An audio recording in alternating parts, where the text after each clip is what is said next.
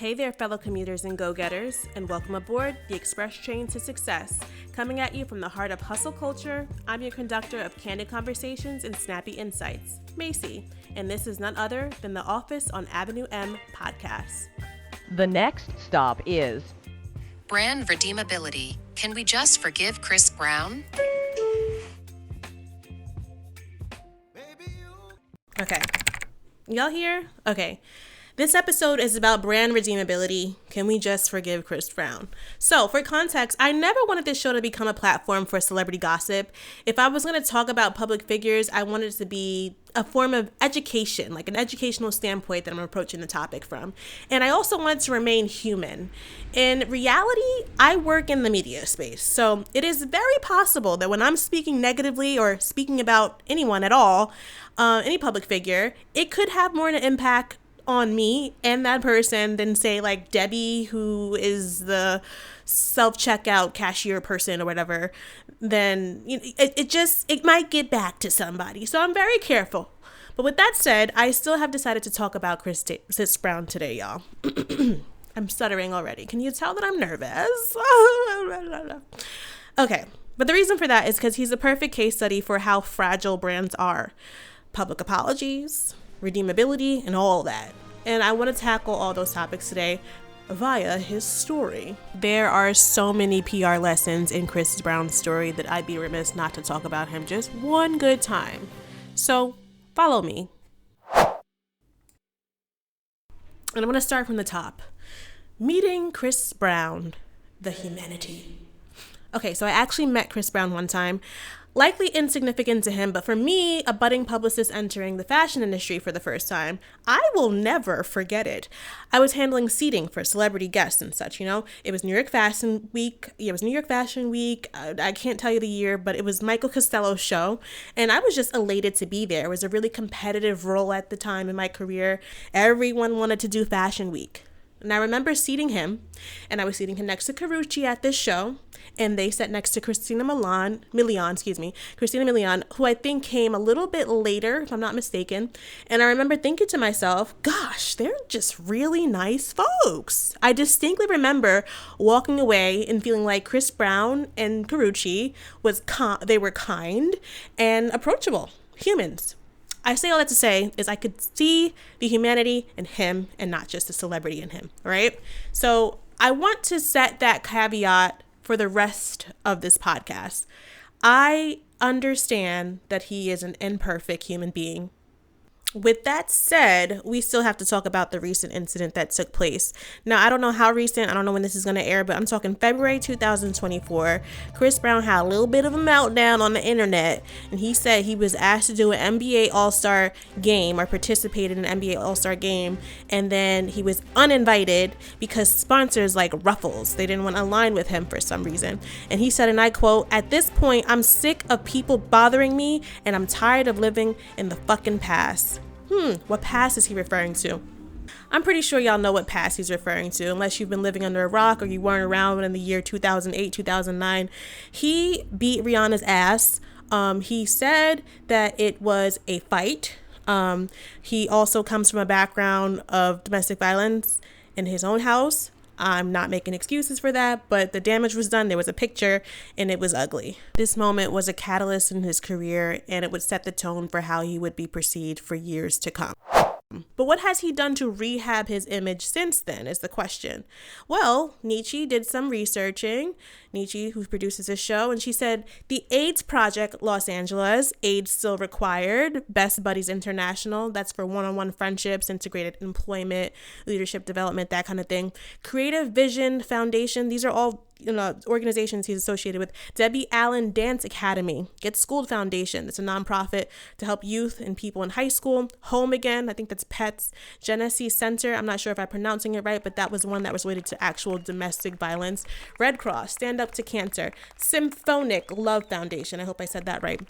He's also spoken out against the genocide taking place in Palestine. That is quite a list of charitable affiliations that he has there, and he's actively working align himself with. But what do people actually think of Chris Brown? I took a poll on my Instagram. I had a pretty diverse pool of people weigh in on the question of what comes to mind when you think of Chris Brown's image and his story. It was disreputable, unhinged, rogue, womanizer, unstable, domestic violent, playboy, problematic, and rebel. Those were the adjectives. Those were the responses that I got from that pool of people when they were asked what did they think of Chris Brown.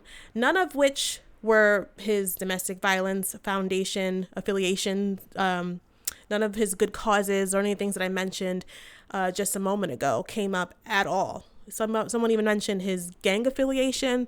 So it wasn't looking good in terms of public perception. Besides the mention of his obvious talent, public perception was pretty skewed negative. So what's the problem? Chris Brown had this incident happen well over a decade ago now. And he's done all these other great things. He's really good at sports. He seems like he's grown and matured quite a bit in recent years. Why is the public hesitant to forgive Chris Brown? When my friend sent me this question, I immediately said it's because we don't know if he's really rehabilitated. We don't know if he's really rehabilitated. You probably didn't know about half of those affiliations that I mentioned before. Best Buddies, AIDS Project, Get Schooled Foundation. You probably didn't know. And that is exactly my point.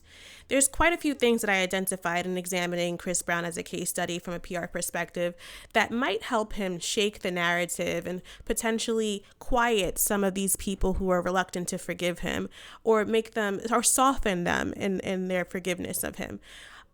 And we're going to go over those today. For me personally, I have had people in my life be directly affected by domestic violence. In fact, I lost a friend in 2019 to domestic violence. Her husband shot her in the head 5 times. Rest in peace. Okay, for me, it's going to take a little something to get some forgiveness out of me. But Macy, it's been 10 years. It's been over 10 years, excuse me. It's not that bad. You know, he's done all these great things. Let the man live. I hear you. What has he done? Let's get into it. So directly following the Rihanna incident in 2009, 2008, I'm sorry I'm using those years interchangeably. I don't remember. I can look it up later. But after that incident, he did issue a public apology. Let's listen to it. Hi, I'm Chris Brown. Since February, my attorney has advised me not to speak out, even though ever since the incident, I wanted to publicly express my deepest regret and accept full responsibility. Although I would do some interviews and answer some questions in the future, I felt it was time that you heard directly from me that I am sorry. I have tried to live my life in a way which can make those around me proud of me, and until recently, I think I was doing a pretty good job. I wish I had the chance to live those few moments again, but unfortunately I can't. I cannot go into what happened, and most importantly, I'm not going to sit here and make any excuses. I take great pride in me being able to exercise self-control, and what I did was inexcusable. I am very sad and very ashamed of what I've done. My mother and my spiritual teachers have taught me way better than that. I have told Rihanna countless times, and I'm telling you today that I am truly, truly sorry and that I wasn't able to handle the situation both differently and better. I recognize that I've truly been blessed. I've been blessed with a wonderful family, wonderful friends and fans. God has been generous in giving me the ability which has brought me fame and fortune. I've done a lot of soul searching, and over the past several months, I've talked with my minister and my mother, and I spent a lot of time trying to understand what happened and why. I've let a lot of people down, and I realize that, and no one is more disappointed in me than I am. As many of you know, I grew up in a home where there was domestic violence, and I saw firsthand what uncontrolled rage could do. I have sought and I'm continuing to seek help to ensure that what occurred in February can never happen again. And as I sit here today, I can tell you that I will do everything in my power to make sure that it never happens again. And I promise that. What I did was unacceptable, 100%. I can only ask and pray that you forgive me, please. I hope that others learn from my mistake. I intend to live my life so that I'm truly worthy of the term role model. Thank you. Now, it's very evident that that was a PR apology, but I don't fault him for that. That was probably the best course of action during that time. I would also argue that it's a good public apology, and I'll give you the framework for what makes a good public apology from a PR perspective later in the episode. He's also done all those things that I mentioned before. His strategy for re-engineering his narrative has been apologize, make music, lay low. right? He also had a documentary that came out nearly 10 years later after the incident, which might have been a little bit too late, right? Here's where I think he's missing the mark from a PR's perspective. Public apologies require public action. We don't truly know if Chris Brown has redeemed himself or if he's truly rehabilitated because he's not making that incident, the inverse of that incident, a cornerstone of his public image. And he has to. Instead, he's dodging it, and he's also not loud about speaking out against it. Some of those things that we talked about, we don't know unless we do research. I'm saying it needs to be an active and ongoing campaign in order to re-engineer the public perception of you. Why does this matter, Macy? Maybe it doesn't matter for everybody. You don't need everyone's forgiveness. But if you're a public figure, how people perceive you, unfortunately, is a good chunk of the job. Another place where I feel like he's falling short is his reaction to being rejected since the incident. Again, we don't know if Chris Brown is rehabilitated for this reason. There's that factor of choice when it comes to apologies. Aggressively demanding forgiveness is not how apologies works. When you give someone an apology, you have to recognize that they don't have to accept your apology. Someone can cheat on you and they could redeem themselves and you could still choose not to be with that person. Responding with anger is only hurting your case, especially when what you've been accused of is commensurate with anger and violence, right? People don't have to accept your apology. Again, people don't have to align with you. They can accept your apology and still not choose to work with you. That is their right.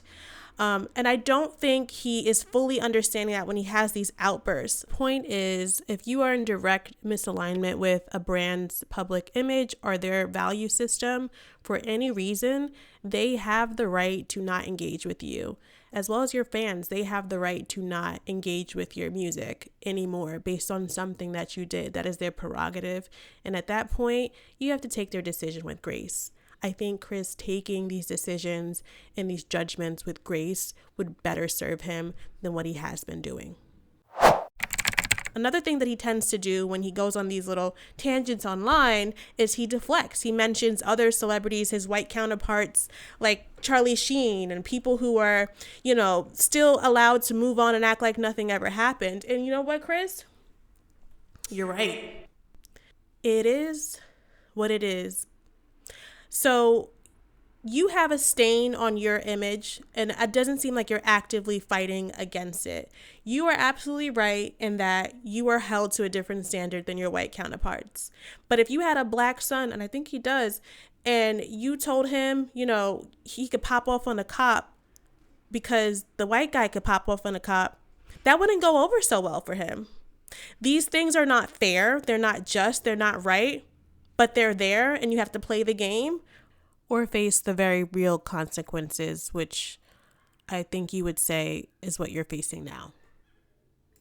I think we have to be really responsible and careful with these comparisons because it almost gives the energy that we are fighting for a black man's right to victimize or hurt women in the same way that white men do and get away with it.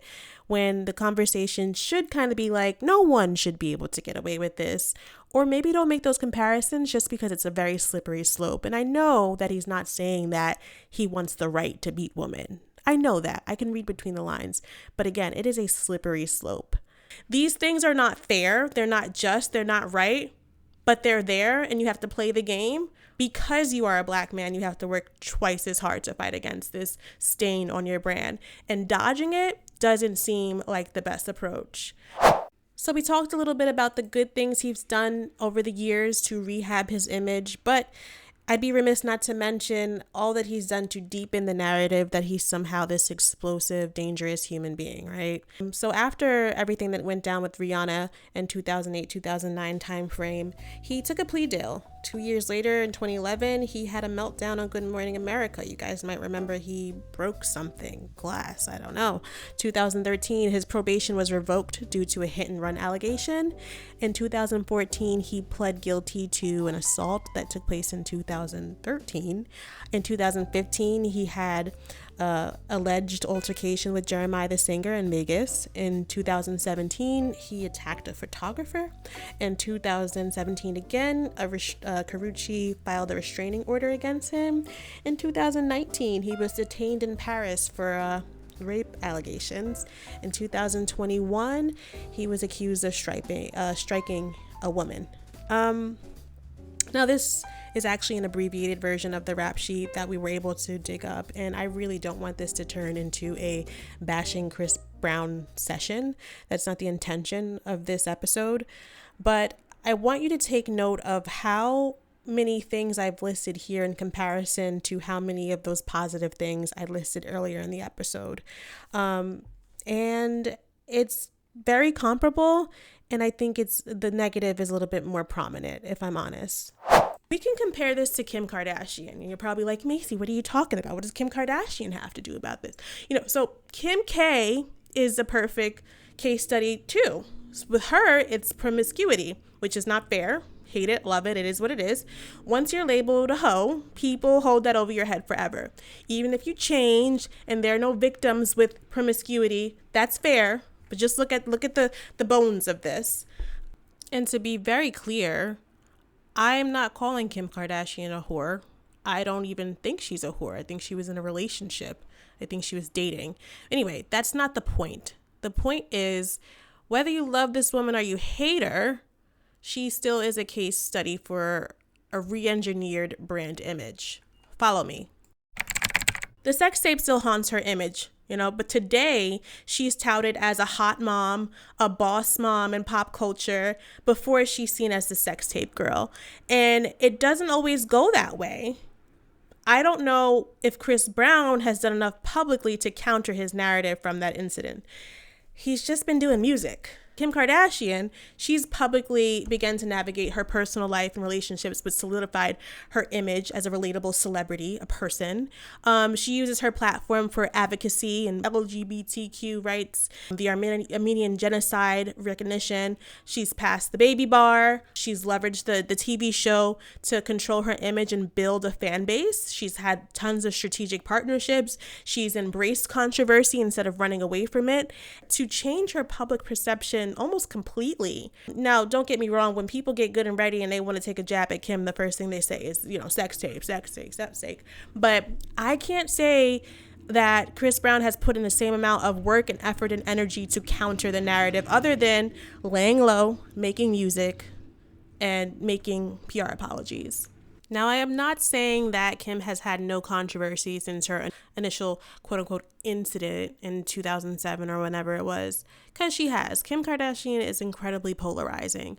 But my point is that she has put in a lot of work to change her public image. There is a stark difference between Kim Kardashian's career and Chris Brown's career. Chris Brown is an artist with an actual modality that he can kind of just lose himself in, and he thinks he can be under the radar under the guise of his artistic strengths. But the reality is he has a stain on his brand that he's seemingly ignored, at least publicly. And ignoring it does not make it go away. The same way time is not an apology. It needs to be a cornerstone of what he's doing in order to rehab his image and get closer to that acceptance that he wants from society. Now, I am not by any means saying that Chris Brown hasn't put in a tremendous amount of personal work to navigate this situation. After all, it happened when he was about 19 years old. I've grown so much from even 5 years ago.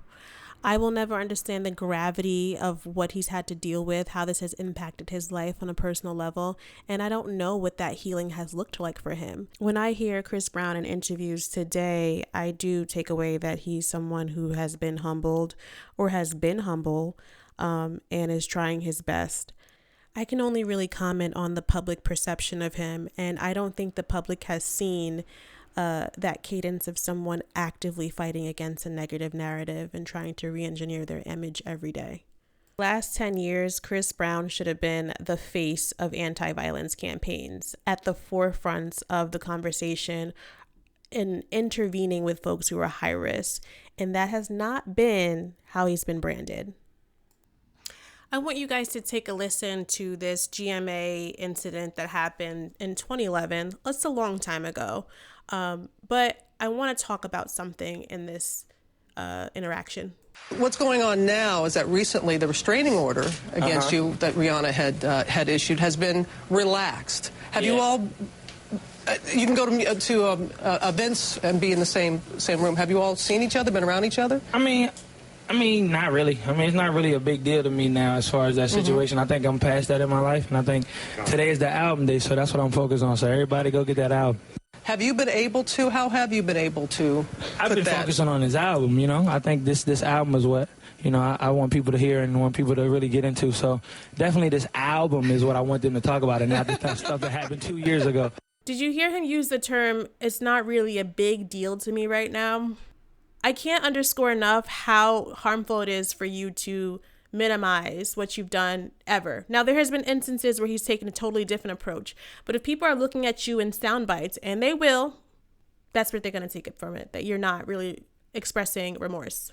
In a second interview, this is actually the documentary, he says that Rihanna and him actually fought each other, right? Let's listen to this. It would be fights, it would be verbal fights, physical fights as well, mutual sides, and this is the first time I get to say anything. And like I said, I still love Rihanna, but I'm just gonna be honest. We would fight each other, she would hit me, I would hit her. But it never was okay. I don't know if there was ever a right time for this documentary to come out, but I think this is around the time where a lot of folks did start to see the humanity in him and understand how he got to the place he was with violence. And it doesn't make it right. We can intellectualize someone's mental health, and if you're a victim of it, it doesn't make it better or worse or the pain go away. I wish this interview came out a little bit sooner, but at the same time, I think the narrative would have became, he's trying to exploit the situation. He's making this movie right after this whole big tragedy happened. He doesn't take it seriously. So he really is or was in a tough space. So what are the elements of a good public apology? Let's go over it. Number 1, timeliness. You need to apologize as soon as possible after the incident or crisis has occurred. If you delay your response, it leads to more damage of your reputation, right? Now, this is a little hazy, a long time, but he did say in his initial public apology, I wanted to apologize sooner publicly, but I could not. So we can assume that it didn't happen soon enough. Number 2, acknowledgement of the issue, clearly acknowledging what you take responsibility for and using the word sorry. Sometimes if your apology is void of the term I'm sorry, it doesn't hit the same to a lot of folks. Apologizing specifically to specific stakeholders is my third point. Address those who you hurt. You have a large female fan base, Christopher Brown. I need you to be talking about that. And this is not just about Chris Brown either. Anybody, apologize to specific stakeholders when you need to publicly.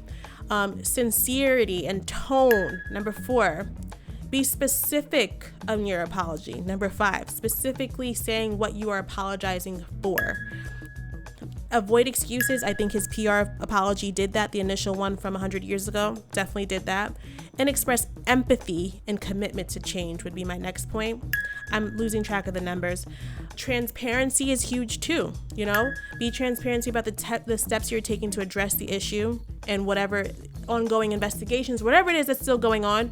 Openness about where you are in that process so you can rebuild trust, right? And then you want to actively engage with your community and learn and evolve from what you're doing. That's what the format or the framework of a good public apology is going to have. You also have to recognize with public apologies, not everybody's gonna forgive you. I can't think of a single public apology in the history of public apologies where everyone was like, oh, that was a great apology. There's always gonna be some community that's like, wow, that was not good enough. That was not genuine. Okay. So you have to recognize that. That's another point that I want to drive home to Mr. Christopher Maurice Brown if he's listening. And I hope he's not, because I know he'd be clapping back. Whew, child. But anybody in general, people do not have to forgive you. Expect they're not going to forgive you. Some people are not going to forgive you. Obviously, he's still selling out shows. He's still doing very well in his career, and I wish him the best. But that is what I think is missing from his strategy. Making the public apologies often, being loud and speaking out against what it is that he's been accused of, and making that a cornerstone of his overall image. I love that he makes music. If he was a regular person, he could just put his head down and be like, I don't care if y'all forgive me. I know I've redeemed myself. But you're not a regular person. You need the public to like you, my guy. So he's a parent now. And he's, living his life, building a family, doing his thing. And I wish him the absolute best. But hopefully we can learn from him about redeemability, public apologies, and what makes an effective strategy when you're trying to channel that for your own brand. Listen, I don't like being perceived. I don't know what it looks like from the outside looking in, but I really don't like being perceived. I don't.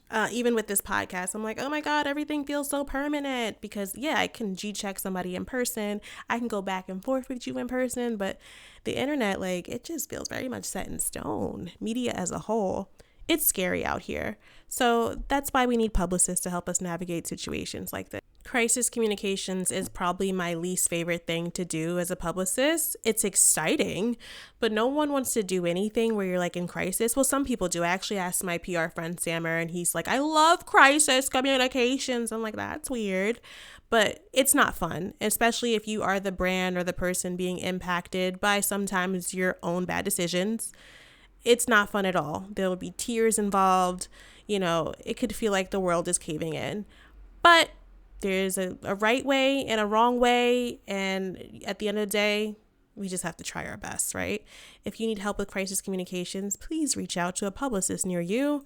I'm available, or whoever else. We can help. So tell me, do you think the public needs to just forgive Chris Brown, or does he need to put in a little bit more work?